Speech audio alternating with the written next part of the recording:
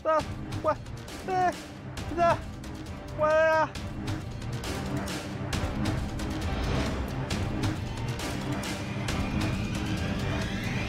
दादा कसली भारी आहे, आवडली, खूप जास्त आवडली. ए पण एक मिनिट, माझ्यासाठी का आणलीस तू ही? मी तुझी लाडकी बहीण आहे म्हणून. कशी दिसते वेंकी दादा? Thank you so much.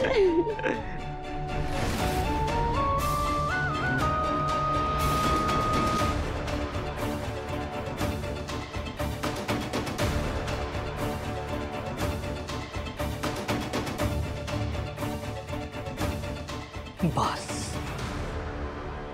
बस, मी सतत जानूच्या तोंडून त्या वेंकीचा कौतुक सहन करू शकत नाही. Enough is enough.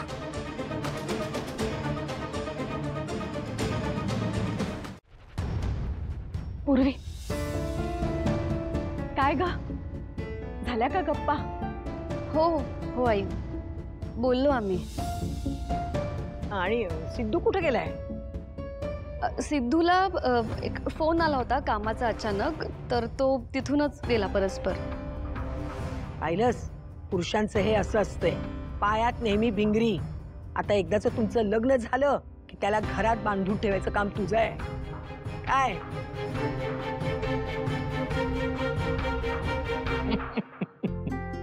सोयरीक आहे म्हणून पक्ष टिकून आहे म्हणायचं. हो ना गुणाजीराव. संपतराव निघतो. हो. नाही काही अजून बरीच कामं खोळंबलेत. जेवूनच निघाला असतात. नाही आता नको, पुढल्या वेळेस येताना यांना घेऊनच येतो. आणि तेव्हा लग्नाची तारीख नक्की करू. हो चालेल ना.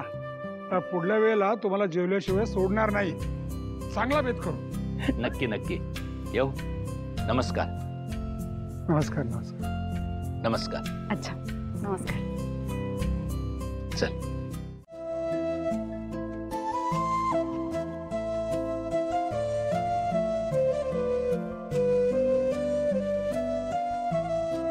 भावना, बाबा मी खरंच सांगते तुम्हाला, तू काही सांगायची गरजच नाहीये. मला कळतंय का सगळं. मी इथे आलोय ते संतोष बद्दल बोलायला. हे बघ भावना, उत्सवात तुझ्या बरोबर जे काही झालं ते झालं.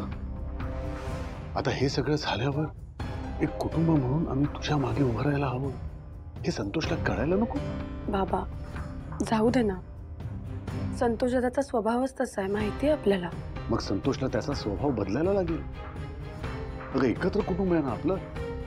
मग त्याने कुटुंबातील इतरांचा विचार नको करायला.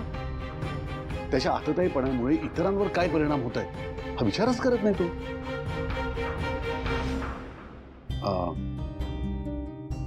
भावना, मला काय वाटतं, एक 2-4 दिवस तू जानूकडे जाऊन राहावंस. जानूकडे? हा म्हणजे अगं एक चेंज मिळेल ना तुला. आणि जानू आणि तुझं खूपच चांगलं पटतं. शेवटी सख्खी बहीण आहे ना तुझी ती.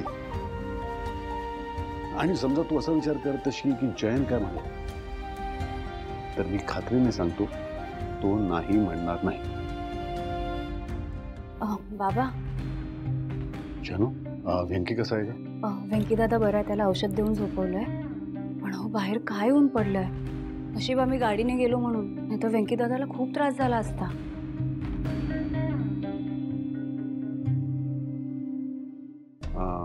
आणि जयंत कुठे? बाबा जयंतला कामाचा एक कॉल आला होता, तो खोलीत काम करतच बसलाय. भावनाई आले, मी आले.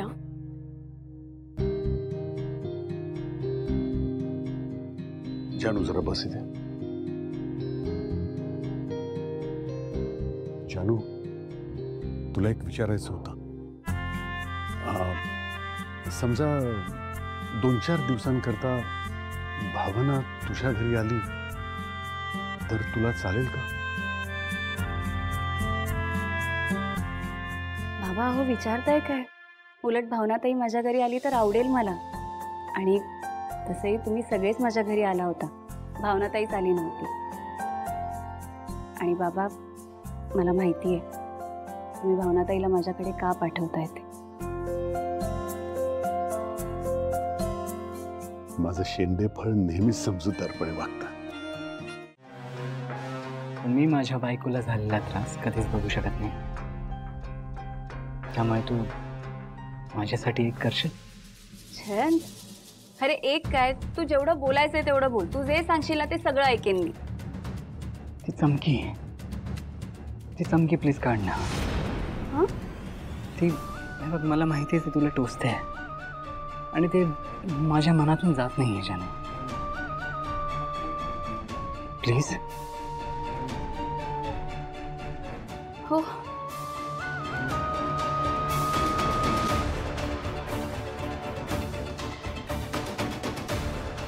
आता दुखते? अरे मला एवढा त्रास होतच नव्हता, पण आता ठीक आहे, म्हणजे बेटर. देते इकडे. हं? मी ठेवतो. ओके.